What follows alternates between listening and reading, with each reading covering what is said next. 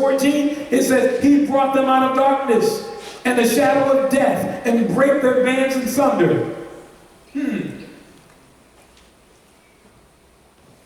I pause here and say, what does this mean? It's talking about a historical fact, and some people say, well, these are just examples of what went on, and it's really not serious. But if you fast forward to the New Testament, here's a classic example of that. Acts 12, 1 through 8, it says that, now King Herod laid hands on some belonging to the church in order to mistreat them. And James, the brother of John, was going to be put to death. When he saw that it pleased the Jews, he proceeded to arrest Peter also. And they were thrown in jail watch this now, during the time of the days of the unleavened bread. When they seized him, they put him in prison and watched carefully. And a squad of soldiers were there to guard them, intending that they would put him to death the next morning. Watch this carefully.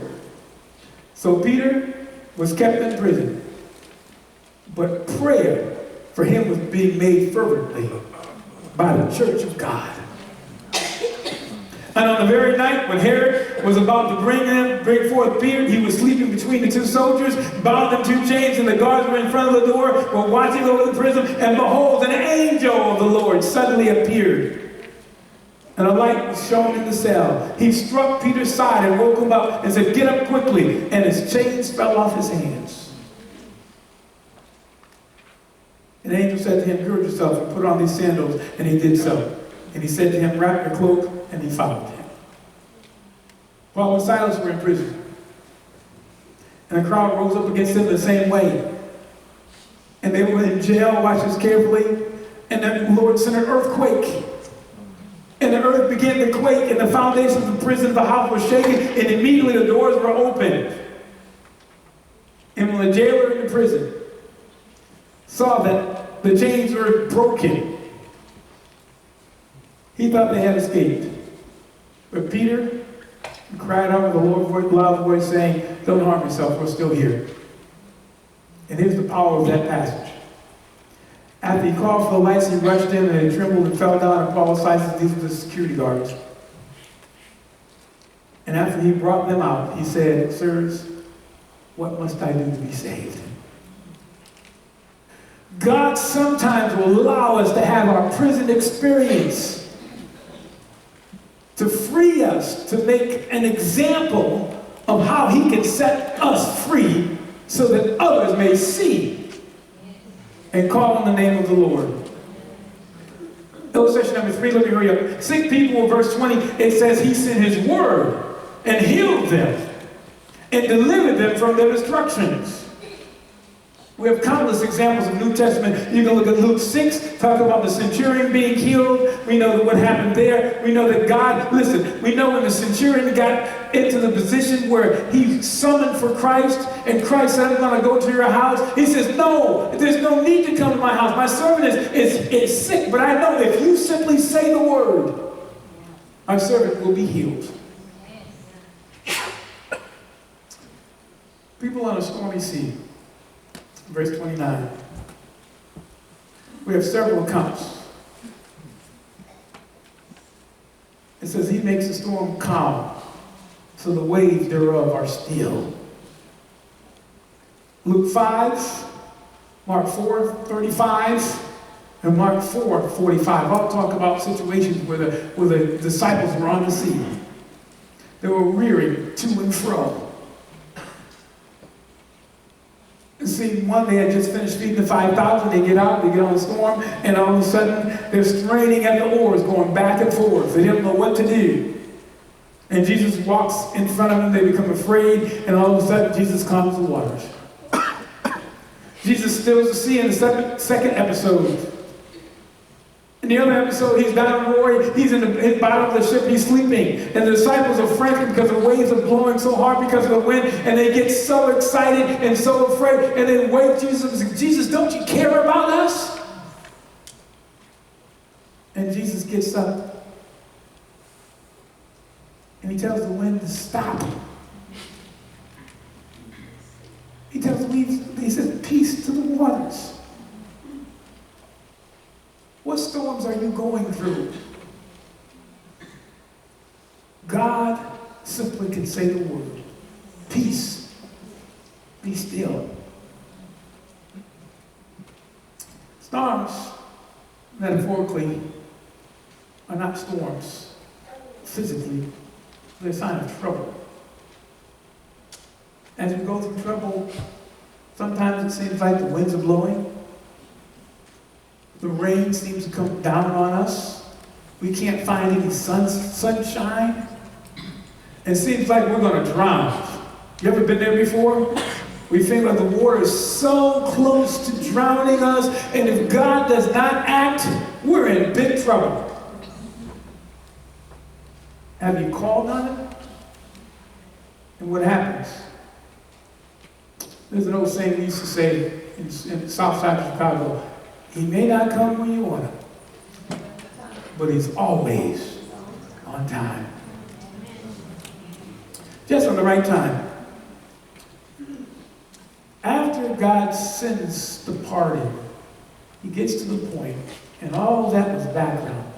The passage, those first two verses, is really just highlighting, here is the trouble, problems. Here's the cry, the plea. Here's the pardon, God, through his grace. But then there becomes something that he wants us to do. There's something that he's calling us to do. He's simply saying he wants us to announce to the world his goodness. He wants us to move beyond our level of comfort and open our mouths and sing songs and praises to him and thank him. You may be saying, I've never been in a situation where I was locked up in prison, I was in the wilderness. You could be saying, I'm not an Israelite, so I can't really relate to being there. But you have been lost outside of Christ. And the world is filled in turmoil, doing what you want to do. Doing the things that we love to do in the flesh. And God saved you when you cried out to him. And he gave you peace in your soul. And said, I'm going to make you now my child. And then you're going to be a part of my family. And as a part of my family, I'm going to take care of you. And so, no, you may not have been lost in the wilderness, but we have all been lost in sin.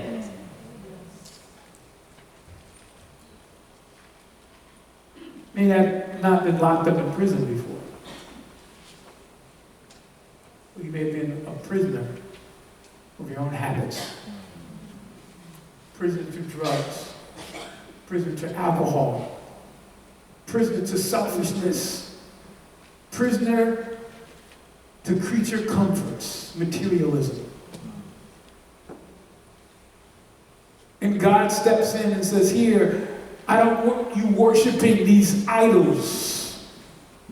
I don't want you worshiping these creature comforts. I don't want you worshiping and spending more time on your iPhone than you do in the Bible. I don't want you spending more time looking at television than you are bending your knees. Maybe you have never been sick before.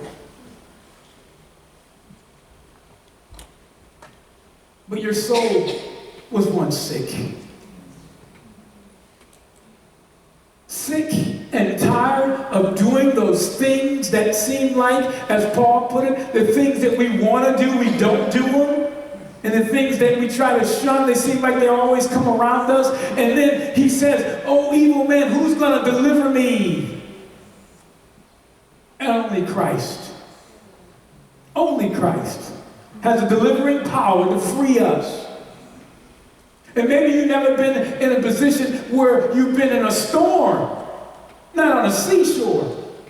But I can guarantee you there have been some storms in your life.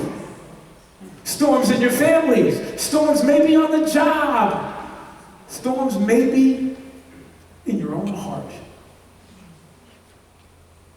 storms of identity, storms of crisis, storms that are always pressing against us so much that we feel like we're going to explode. Not knowing when it's going to end. And then we knew that we couldn't call on our friends. We discovered we can't even sometimes depend on family people, but when we cry out to God, He has the power to step in, and He stepped in and calmed the sea of our life. The psalmist concludes by reminding us that we are to give God thanks. There's a history, whether or not it was traditional or not in the Old Testament, that said that when this song was sang, they came into the church and they gathered people from the north, from the south, from the east, and the west. And the person that would go up, the priest would compel them to actually give testimony of why they are thankful for God. And they would go out and they would hit, and they would sing this song, and they would literally press to the point of a person who had to identify with one of those four things. Have you ever been lost and the people would get up and he said, well, give God thanks. If you've ever been locked up in jail, give God thanks. If you've ever been lost on the sea, if you've ever been sick, give God thanks. And it would end with this catch-all phrase found in verse 2. You may not be here today and have experienced all of these issues. But there's one thing that I think unites all of us together. There's one thing that the psalmist in that very second verse is making an appeal to those who know the power of Christ, His death, burial, and His resurrection. We know what it likes to be apart from Christ. And He's calling out and saying, now, you want to know what a real celebration is like? A real celebration is think about where you come from and think about what God has done for you. Think about where you could be heading toward condemnation and thinking about what God has done to deliver you from that condemnation. Maybe you weren't lost in the wilderness. Maybe you weren't in prison. Maybe you were never sick. Maybe just by chance you've never gone through a storm. But He says, let the redeemed of God say so. Now, if God has ever done anything for you, this is your plug. This is your point. You don't hesitate to say, thank you, Jesus. The crowds that we hear at a football game, at a baseball game, at a hockey game, at a soccer game. The game is tied. Everybody's on the edge of their seats. And they're waiting for the team to win. If you're a baseball fan like me, I'm from Chicago, I was on the edge of my seats the whole time. I'm a card-carrying Cub fan, no joke. I have to prove it to you. I'll show it to you afterwards. And I was on the edge of my seat the whole time. We were down 3-1. No one comes back from 3-1.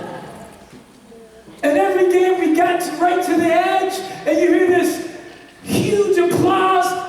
One night I'll confess something. I turned the television off. I gave up hope. It's never going to happen. The next morning I turned on the news, and guess what? We won! And so, hey, I have to commit. I have to say I got to get back with the program.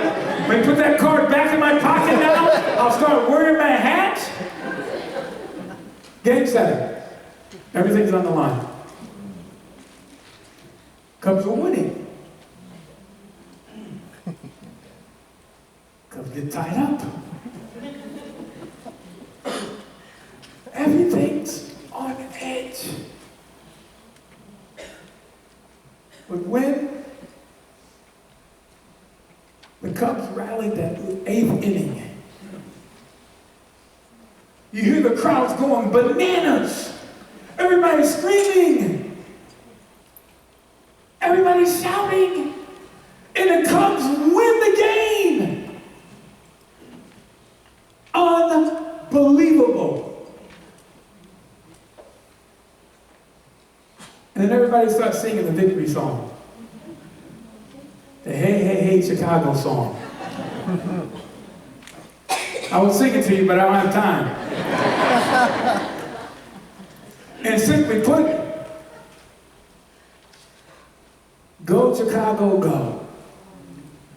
What do you say? Chicago's gonna win today. Everybody in Chicago was on the top of their lungs singing and shouting and glorifying in the fact that the Chicago Cubs have taken 108 years to win, but they won. Here's the good news.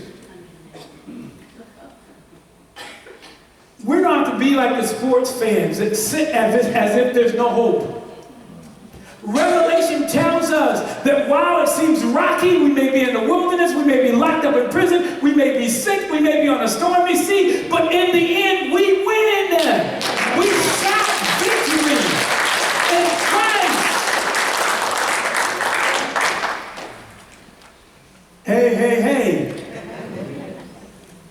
Ho, ho, ho. Christians, we're going to win today. Amen. We won because Christ has already fought the battle for us. The victory is already ours. And so, if they can shout